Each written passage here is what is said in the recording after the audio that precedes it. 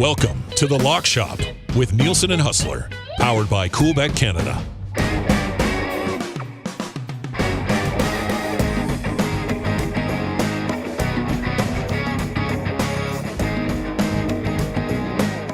What's going on, everybody, and welcome to another episode of The Lock Shop. Dusty and Huss back with you once again. CFL Week 11 best bets, and we got another great week of Canadian Football League action coming up. If you've not yet signed up for an account at Coolbet, when you do use the code LOCKSHOP, you get a 100% deposit bonus on your initial deposit up to 200 smackaroos.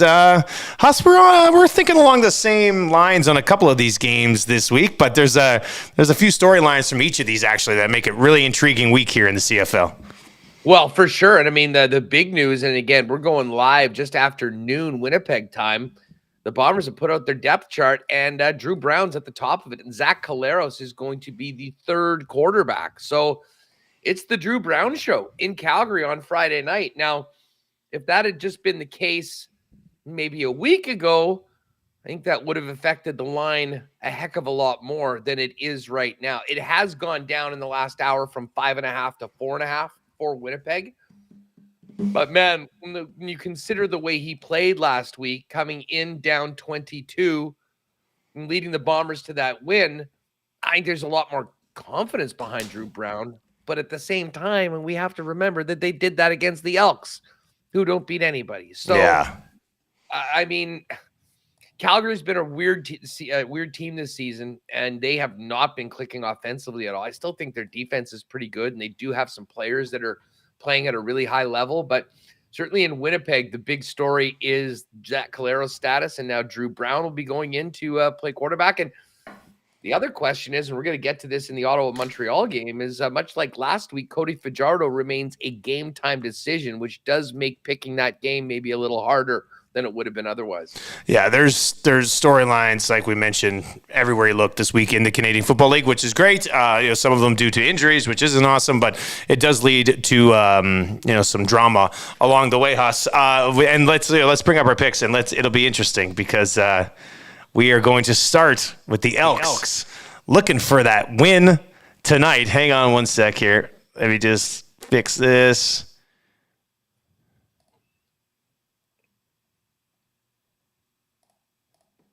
There we go. You got me, Huss? I had to make a quick change to the audio setup there. But whatever you did, you've got an echo now. I've got an echo now. That doesn't make a lot of sense. Hang on. There we go. How's that? Is that good? That is better. Now we're good. Okay, so Elks plus 5.5. Look at us both being on the Elks tonight. What world are we living in? Well, two things. First of all, they're on the road. So, I mean, any wins that they have had in the last 4 years have come away from Commonwealth. So that's a start. The other side of things is that Hamilton's been dreadful this year and probably shouldn't be a 5.5 point favorite against literally anybody. And here's the thing, like, do I think they're going to win? Probably not. They seem to find incredible ways to lose. But I think that, Trey Ford, there'll be a lot of friends and family out watching that game with him getting a chance. And of course, that was where he won his first start in Hamilton. I guess, part of this bet is like, surely they're going to be competitive in a game sooner or later. This is seemingly the game that is just set up for it to happen. Again, if they win this game, it won't change the fact that they haven't won a Commonwealth in forever. But I got to think that there's enough pride in that locker room. And, listen, Trey Ford, I think, brings some things to the table that can really help them. I think they can be in this football game. And as I say, I have absolutely no confidence in Hamilton right now that they can cover a 5.5 point spread against anyone. So I'm actually thinking we could have an exciting game in the fourth quarter, and that's why I'm taking Edmonton plus 5.5. I think I probably sprinkle the money line a little bit in this game for Edmonton too. Look, Trey Ford beat the Ticats. He's beaten the Ticats. He has a win against the Ticats. The Elks, I don't even know how to describe them on the field right now. But they are getting Geno Lewis back. I think that will help. The the spread at 5.5, I know the Elks are bad, but I can't bet on the Ticats minus 5.5 against anybody right now. I think it's way too big a number. With Trey Ford and their ability to run the ball, I think they should be able to control it a little bit more so than what happened against the Bombers, obviously, when things started to fall apart last week. So I didn't even hesitate on this one. I took the Elks plus 5.5 pretty much immediately. It might actually be my favorite play of the week. And we won't put this one into our partner parlay, obviously, because the game's tonight. But Elks plus 5.5, man. I'm looking forward to a really good game tonight. I'm going to miss part of it because I'm on a flight down to Calgary tonight. But I'll be having it PVR'd and having a chance to watch a little bit later on. I just can't wait for all the takes tomorrow. Victor Cui was holding this team back on the field. They'll get a win, and it'll be contributed to the fact that they removed their president this year. I say that firmly tongue in cheek because I don't think that has much to do with it. But I'll tell you what, I mean, for as miserable as this entire run has been, for the people in the office, for the supporters of Edmonton that still are there week in and week out, for the guys in that room, I mean, for all of the turmoil that they had, you wonder what just a one damn win would do for that team going into the second half of the season, because they didn't get a win in the first half, but this is one of the best chances on the schedule to actually get one tonight. All right, then the Bombers game's very interesting. Haz, you laid it out earlier on here with Winnipeg minus 4.5. What was this line? This line was at 6? Was it at 6 and now it's sitting at 4.5? It opened at 7. It was 6.5 yesterday when we were doing the cool bet lines on the lock shop. This morning I got up and it was 5.5. And then when it became official that Caleros was going to be the third stringer, Drew Brown is in at 4.5. I'll be honest, I was thinking on picking Calgary when this number was bigger. Now that it's down to 4.5, I've done this before, kind of said, oh, the Bombers, this one's going to be a closer game, and then they've run away with it. And listen, they've had some poor starts against weak teams. I don't think they do that listen, they could absolutely be in a football game with Calgary because they're good. Certainly on the defensive side of the ball, look what they did to the Argos, although they did knock out Chad Kelly a couple of weeks ago. And I think Calgary's going to, if they have any pride in that locker room, they'll be ready to play because they got embarrassed last week by the British Columbia Lions. But listen, I just think the Bombers are on another level right now. And I think Drew Brown, the way that he looked last week, has the goods. And I think he does everything he can to, this is a huge opportunity for him. Even if he doesn't play for the Bombers for the rest of the year, he's announcing to the rest of the Canadian Football League that I'm better than your guy. And you might want to give a call to my agent at the end of this season. So I think he'll be really motivated. The Bombers are going to want to keep it rolling. And at 4.5 on the road, this is a tough call. I still think this is a tough call, and I think this could be a close game, but I'm going to give the Bombers the benefit of the doubt because Calgary hasn't really earned it this year. I think any time, and I've done a few of the games when he's been involved, but anytime he's gotten an opportunity, man, Drew Brown has looked good. Right? Remember, was it game 1 last year? Zach got taken out by the concussion spotter. He goes 3 for 3, leads a game-winning drive. The guy, I was chatting with him yesterday, and the one question I asked him, I said, "You're a pretty chill dude, hey? He seems pretty laid back, like a really relaxed guy." Even after that, he did a post-game interview with Rashad last week, and he was just like, "Yeah, good guys around me." I'm like, "Man, wake up! You just played an amazing game." So I think their offense. Now he's not Zach Collaros, obviously. I'm not taking anything away from Zach, but I think their offense, should still be more than capable of pacing them to a victory in this football game. And I guess the reason I'm comfortable here with Winnipeg at minus 4.5, and I'll be honest with you, I'm not even sure I was going to be on the Stamps at plus 6, because their offense the last few weeks, buddy, has been, I've done both their games, it's been extremely conservative. And I think they've almost overcorrected too much. Now it worked. They got a win against the Argos. They ran the ball down the throat of the Argos, and they can do that with Kadeem Carey and Dedrick Mills. I get it. I understand that.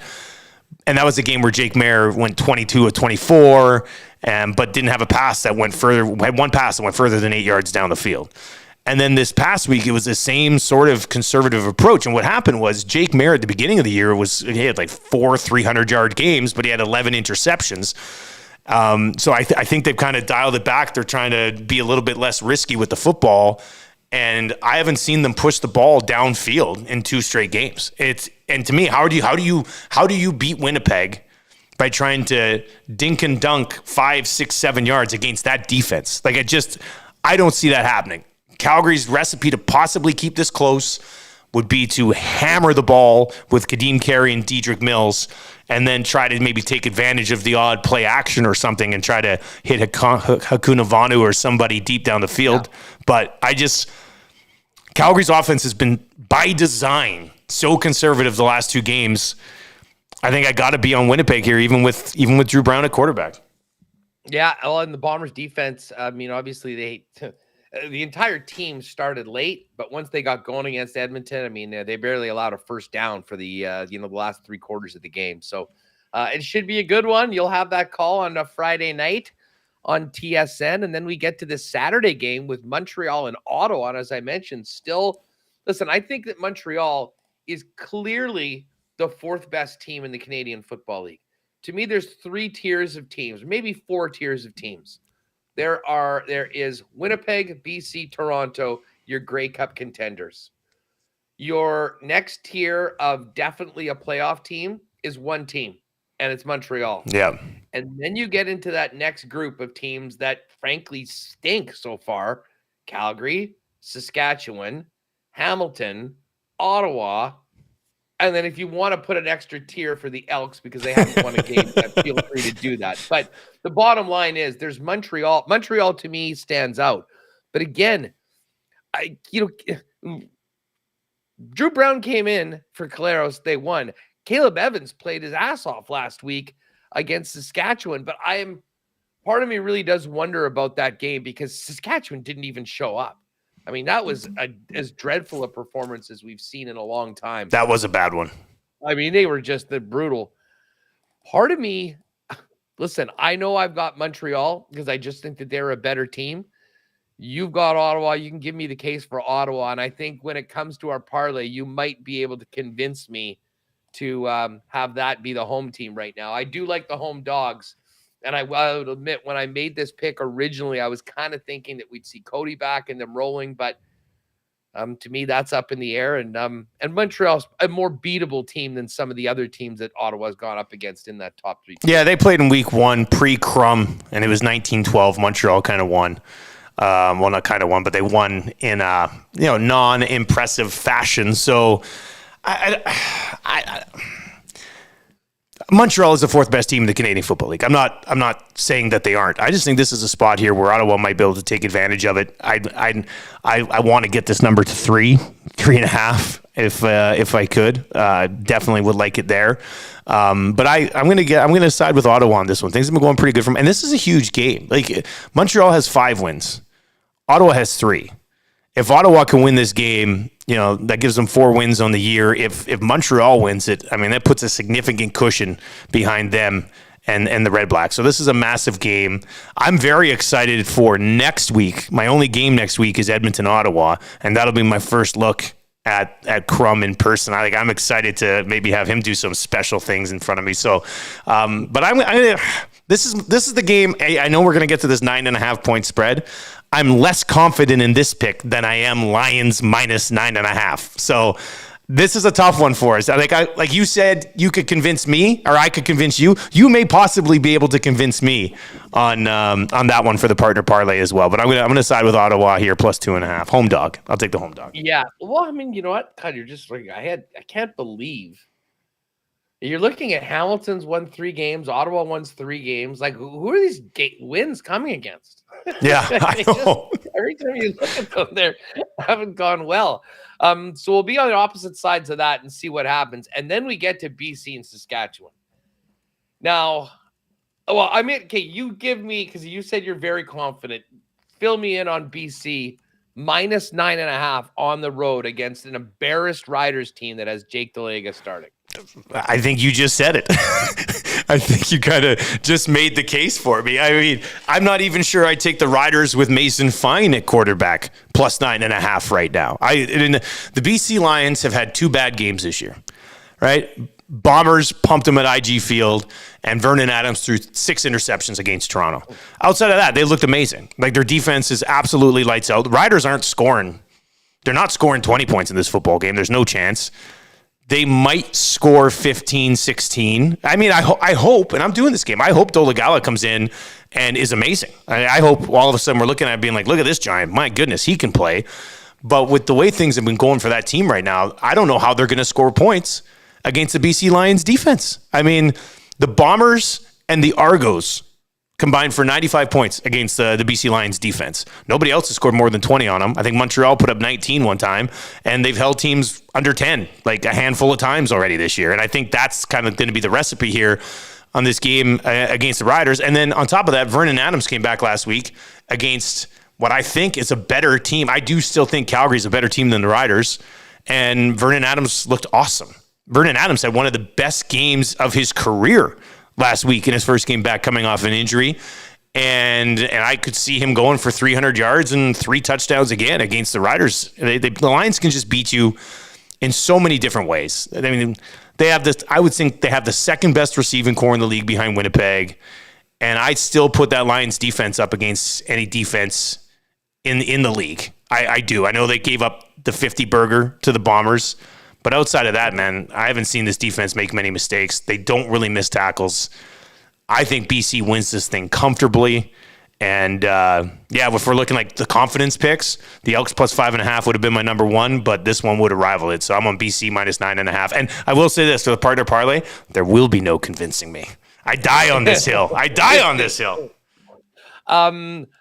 Well, I'll tell you what. I mean, these teams played earlier this year in BC, and the line was 10.5. I took the Riders, and they did cover, if you remember that game. That was 19-9. I did that game. Relatively low-scoring game.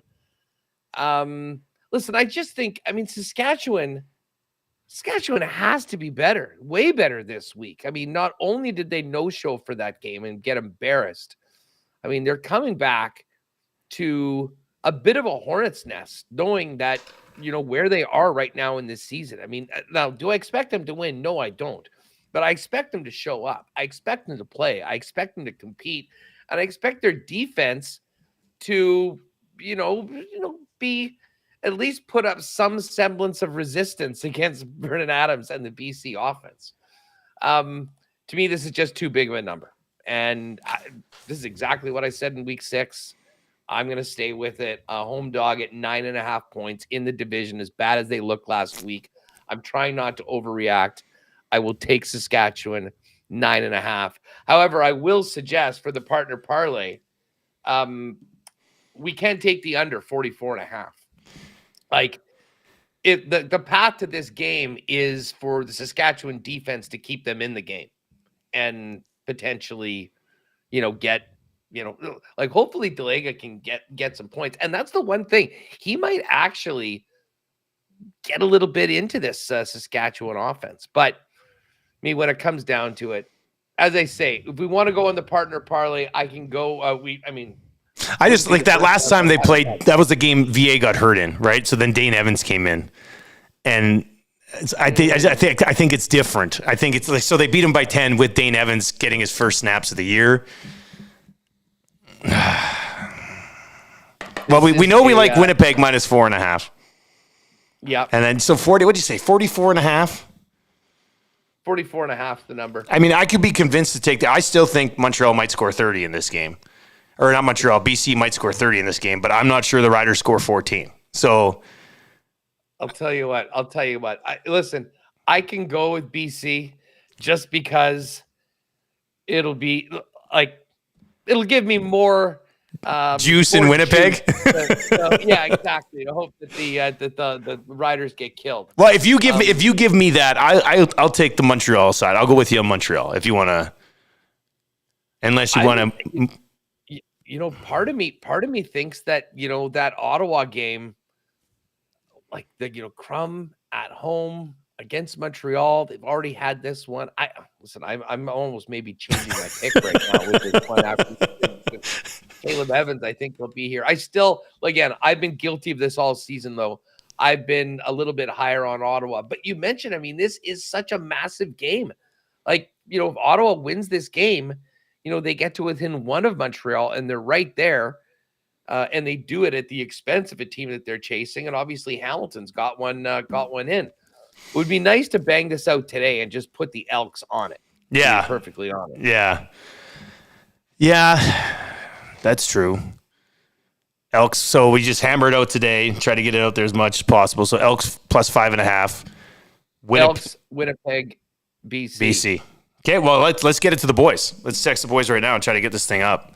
And then, all right, yeah, we can fire that up. We'll bang it out, and then if we want to revisit Partner Parlay Part 2 tomorrow, we can. If the Elks blow it, then yeah. And who knows, they might even change. But why don't we do that? Because then we'll at least have a little bit of skin in the game on this one tonight, which we'll all be watching. You're not doing this game tonight. No, it's in Hamilton. No, it's in Hamilton. Yeah, I hope I'm not supposed to be doing this game because I'll be late. I just have Winnipeg, Calgary, and then BC and the Riders on Sunday, which I am looking forward to. I mean, any game at Regina is awesome. So. All right, so Elks plus 5.5, Winnipeg minus 4.5, and BC minus 9.5. Yeah, let's do it. Get that in right now. That will be up shortly at CoolBet. I'll also have a CFL player prop for our play of the day today, so watch for that. That should be posted this afternoon, and I'm going to dive into that right after we do this. So it should be good, buddy. I am looking forward to another week of CFL action, man. Yeah, for sure. You've got the Bombers Calgary tomorrow, and then and then off to Regina on. I'm doing the Lions and Riders. Yeah, so a double dip this weekend. I'll be back on Monday, and then next week I just have the Elks game here in Edmonton, which is kind of nice. So.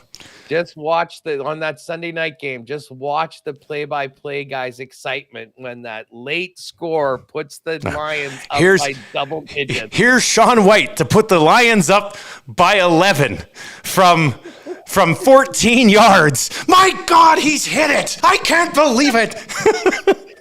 Yeah. The one thing we've talked about, man, I would like to do like even one broadcast a year where it's like bet focus, like bets, like it's basically a betting broadcast. I think that would be fun to do one a year. A lot of the guys I work with like to bet. I like to bet. And a lot of people watching football. That's why they watch football, to bet. So I think it would be cool to just have the live ticker going with all the different odds, and like when somebody scores a touchdown, like, my God, plus 275. Like, I think that would be fun. I'd like to try that at some point. That would be good. Well, you know what? I mean, listen. I mean, until are the stats any better right now for you guys? I think they're like for us in game. They're good in game for us. But I'm never really watching a game and trying to like update the stats. Like, we have different access to stuff, so it's different. But I just mean that if we at the start you're looking at a bunch of props and you got a little thing. This guy needs 9 yards for his over. This guy, there certainly is the potential, either that or as we get more advanced in broadcasting, an alternate broadcast where you could just basically get it where maybe you guys, the play-by-play and color guys, are doing the same thing, but the main game's on TSN 1, and then on TSN 4 is the alternate broadcast, which has updates on all of those things, live numbers, and things like that. That would be amazing. I think that'd be great one day. That would be awesome. All right, so that's CFL Week 11 best bets, and as we said, we're getting into the territory of NFL's futures episodes of the Lock Shop, and those will be right around the corner. I just had to laugh. You mentioned about, it'll be good. People can, have a bet on the game tonight. This Edmonton-Hamilton game, I would think, the ratings for the CFL have been awesome all year. So there are people that no matter what they're watching. Did you see the ratings on the Elks Bombers game last week? No. It was almost 700,000. It was like 685 or something, man, which is, I mean, the fact that 685,000 people are watching a game involving the Edmonton Elks right now is like a major accomplishment, but it also involves the Bombers, so it makes a big difference. But I couldn't believe it when I saw the ratings. I was like, my God, we almost hit 700,000 with the Bombers and Elks. Like, it was crazy. Well, we'll see what it is tonight, but I'll bet at least half of them have a little bit of scratch on the game. Yeah. That's all I'm saying. All right. Good luck, buddy. And have a great call this weekend on the game. Yep. Talk to you next week, man.